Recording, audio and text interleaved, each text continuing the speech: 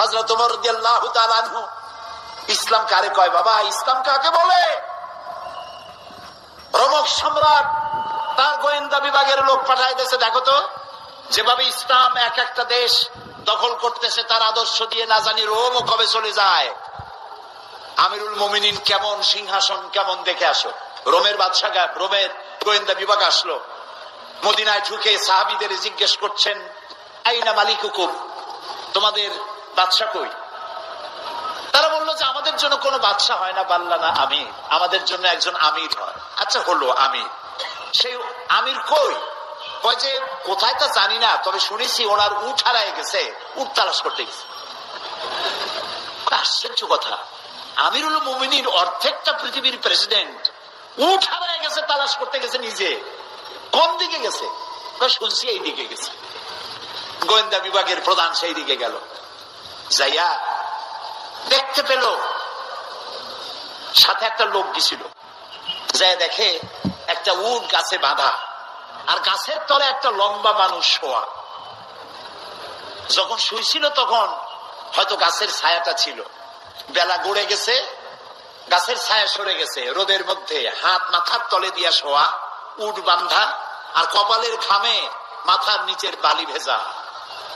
সাহাবী বললেন, এই হচ্ছে আমাদের আমিরুল মুমিনিন ওমর ইবনুল খাত্তাব রাদিয়াল্লাহু তাআলা। রোমের গোয়েন্দা বিভাগের প্রধান স্বগতোক্তি মুখ থেকে বেরিয়ে গেল, ওমর আমার দেশের প্রেসিডেন্ট রাতের বেলায় দুর্গে ঘুমায়, চতুর্দিকে দুর্ধর্ষ সেনাবাহিনীরা বন্দুক উঁচু করে পাহারা দেয় সারা রাত, তারপরেও আমার বাদশার ঘুম হয় না। কোন ফাঁক দিয়া গুলি এসে পৈতৃক সম্পত্তি, জীবন পাখি উড়ে যায়, আর তুমি কোন পাহারাদার নাই, কোন লোক নাই, জন নাই, এই নির্জন মরুভূমিতে একা একা শুয়ে আছো। নিশ্চয়ই তুমি তোমার জনগণের হক আদায় করেছো, তাই তোমার পাহারাদারের দরকার নাই। যিনি তোমারে বানাইছে সেই আল্লাহই তোমার পাহারাদার। এর নাম ইসলাম। শুধু নামাজ রোজা হজ যাকাতের নাম ইসলাম নয়, এর নাম ইসলাম। রুজি রোজগার করার জন্য সমস্ত নবীরা কাজ করেছেন, সাহাবায়ে কেরাম কাজ করেছেন, ক্ষুধায় কষ্ট করেছেন, ক্ষুধার যন্ত্রণায় ছটফট করেছেন সাহাবায়ে কেরাম।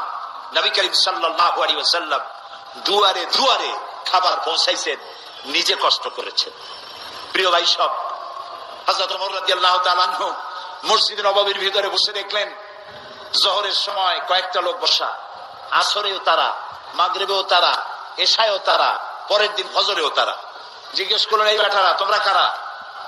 প্রত্যেক নামাজে এক জায়গায় দেখি। বললো যে আমরা আল্লাহর ইবাদত করি, জিকির আজকার করি। তো তোমরা খাও কি? যে আল্লাহ ভরসা করে আছি, আমাদের এই জায়গায় জিকির আজকার করতে দেখিয়া এলাকার লোকেরা রান দিয়ে আমাদেরকে খাওয়া। তাহলে তো তোমরা আল্লাহরে ভরসা করো না, তোমরা তো মানুষের উপর ভরসা করে আছো। শোনো, আগামীকাল এটা তো ফজর গেল, আজকের জোহরের নামাজের পর যদি এই জায়গায় তোমাদেরকে বসা দেখি, ব্যাট মেরে মসজিদ থেকে বের করে দেব। এটা ইসলাম নয় যে তুমি কাজ করবে না, বসে বসে খাবে, এর নাম ইসলাম নয়। তুমি নিজে কাজ করবে, নিজের জন্য, অন্যের জন্য কাজ করো, এটি হলো ইসলামের নির্দেশ। সুতরাং ইসলাম নামাজ রোজা হজ যাকাত নিয়েই শুধু আসে নাই, এসেছে মানবতার কল্যাণের জন্য, মানবতার মুক্তির জন্য। সুবহানাল্লাহি ওয়া বিহামদিহি, সুবহানাল্লাহি ওয়া বিহামদিহি। আল্লাহ তাআলা রাসূল বলেছেন তিনটা কাম করো। কয়টা কাম? তিনটা কাম করো। আফশুস সালাম ওয়া আতইমুত তুআম ওয়া সাল্লু ওয়ান নাসু নিয়াম তাদখুলুল জান্নাতা বিসসালাম। সুবহানাল্লাহ। আফশুস সালাম, সালামের প্রচলন করো, খালি সালাম দাও। কালকে বলছিলাম না, মনে আছে? এই যে দেখা হইলো আসসালামু আলাইকুম, রাস্তায় দেখা হবে আসসালামু আলাইকুম। হযরতে আব্দুল্লাহ বিন ওমর রাদিয়াল্লাহু তাআলা আনহুমা গণ বাজারে যাইতেন। একজন সাহাবী তারে জিজ্ঞেস করেন, আচ্ছা আপনি কি রাসূলের ওই হাদিস শোনেন নাই? বলে কোন হাদিস?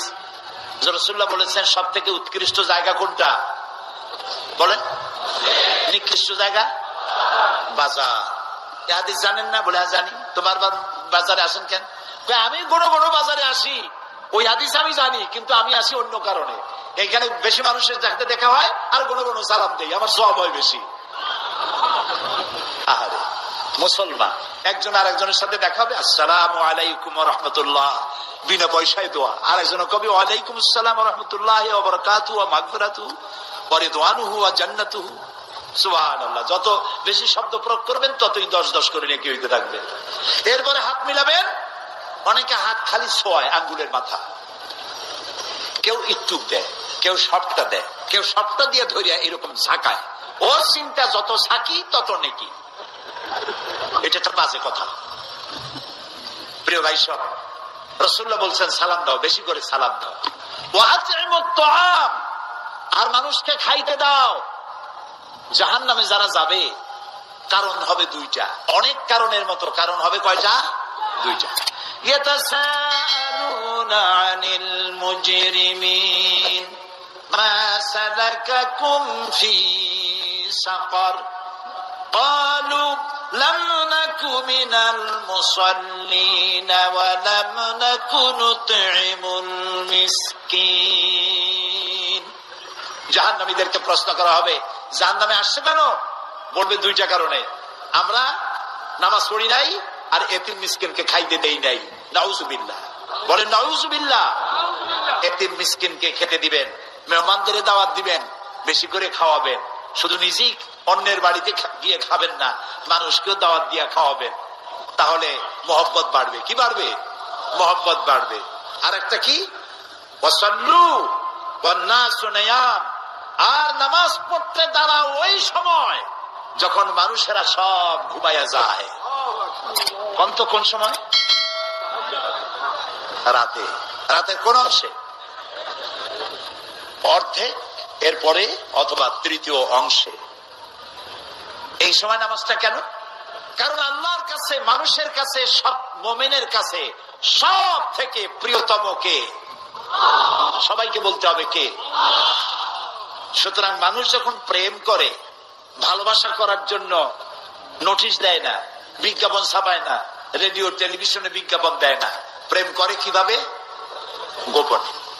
গোপনে প্রেম করার জন্য আল্লাহর সাথে দিনের কোলাহল আল্লাহ বন্ধ করে দেন। আল্লাহ রাব্বুল আলামিন বলেন, ওয়াজআলনান নাহারা মাআশা, দিন বানিয়েছি রুজি রোজগার করার জন্য, রিজিক কামাই করার জন্য। ওয়াজআলনাল লাইলা লিবাসা ওয়াজআলনা নাওমাকুম সুবাতা, রাত বানালাম আমি তোমাদের জন্য শান্তির বাহন করে, আচ্ছাদন দিলাম, ঘুমকে বাহন করলাম। এই সুন্দর রাতে সব মানুষ ঘুমিয়ে গেছে, বান্দা এই সময় ঘুমের থেকে জাগো, আমারে সেজদা দাও, সেজদার ভিতরে তোমার যা বলার আছে আমারে বলো। আল্লাহ রাব্বুল আলামিন চতুর্থ আসমানে এসে যান অথবা প্রথম আকাশে আসেন। হর হমেশা দেনে কো তৈয়ার হ্যাঁ, হর হমেশা দেনে কো তৈয়ার হ্যাঁ, जो न मांगे उससे वो बेजार है। সব সময় দিতে প্রস্তুত আল্লাহ রাব্বুল আলামিন। যে চায় না আল্লাহ রাব্বুল আলামিন তার প্রতি নারাজ হয়ে যায়। গভীর রাত্রি সিজদার ভিতরে গিয়ে মানুষ যখন কাঁদতে থাকে, আল্লাহ রাব্বুল আলামিন ফেরেশতাদেরকে জিজ্ঞেস করেন, আমার ফেরেশতারা পৃথিবীতে মানুষ যখন সব ঘুমানো, আমার এই বান্দাগুলি কান্দে কেন, বান্দিরা কান্দে কেন? ফেরেশতারা বলে, রব্বুল আলামিন ওরা গুনাহ করেছে, তোমার কাছে মাপ চায়, জাহান্নাম থেকে মুক্তি চায়। আল্লাহ প্রশ্ন করেন, ওরা আমার জাহান্নাম দেখেছে নাকি, আমারে দেখেছে নাকি, বেহেশত দেখেছে নাকি? তারা বলবে না, দেখে নাই। রব্বুল আলামিন বলেন, ও আমার ফেরেশতারা, আমার এই বান্দাগুলি আমারে দেখে নাই, ফেরেশতা দেখে নাই, জাহান্নাম দেখে নাই, হাসর নসর কিছুই দেখে নাই, শুধু আমার কোরআনের কথা, আমার নবীর কথা বিশ্বাস করে যেভাবে তারা কাঁদতেছে, তোমরা সাক্ষী থেকে যাও, আমার এই ক্রন্দনরত বান্দাগুলির আমি মাফ করে দিলাম। সুতরাং নবীজির কথা মতো যারা সালামের প্রচলন করবেন, মেহমানদের খাওয়াবেন, রাতের বেলায় জেগে নামাজ আদায় করবেন। আল্লাহ রাব্বুল আলামিন তাদেরকে নবীজি বলেন তাদখুলুল জান্নাতা বিসসালাম, আল্লাহ তাআলা শান্তির সাথে তাদেরকে জান্নাতে প্রবেশ করাবেন।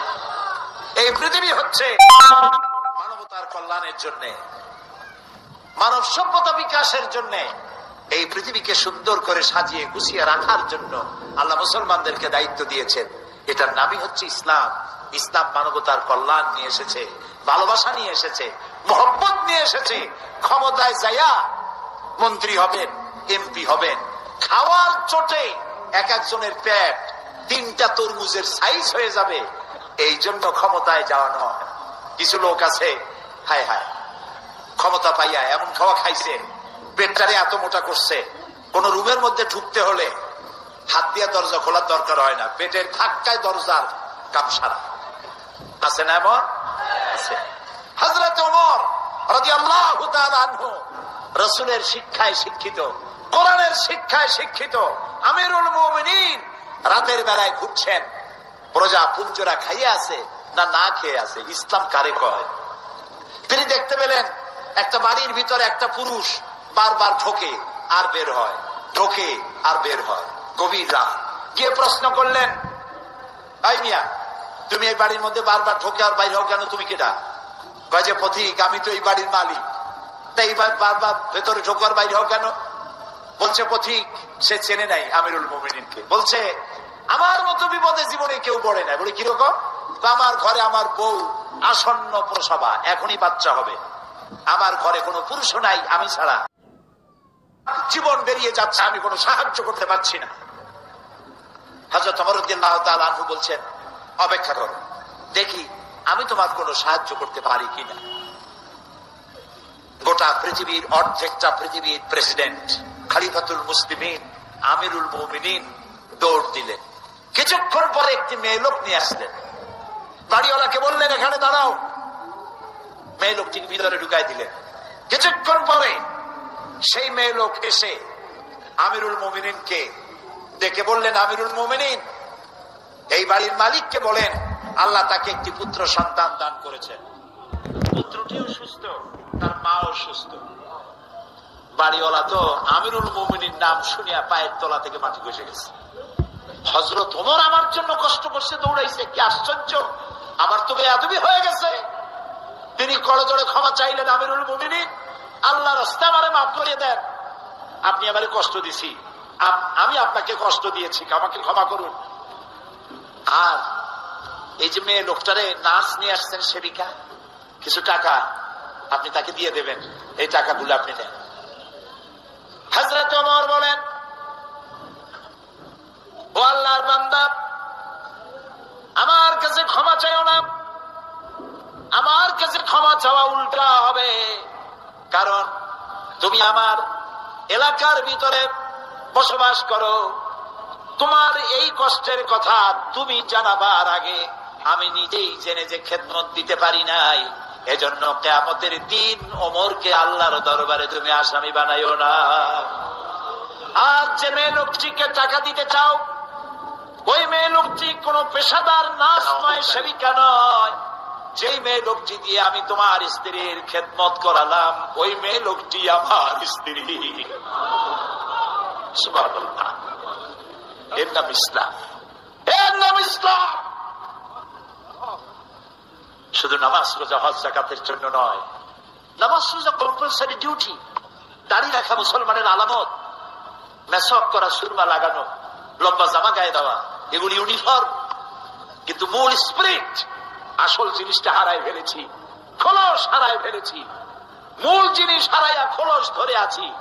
হ্যাঁ, পাগড়ি আমার দরকার, এটা আমার শিয়ার, আমার পাগড়ি প্রয়োজন, আমার টুপি প্রয়োজন, আমার দাড়ি প্রয়োজন, আমার লম্বা জামা প্রয়োজন, আমার তসবিহ প্রয়োজন, কিন্তু সব থেকে বড় প্রয়োজন ছিল মানব প্রেম।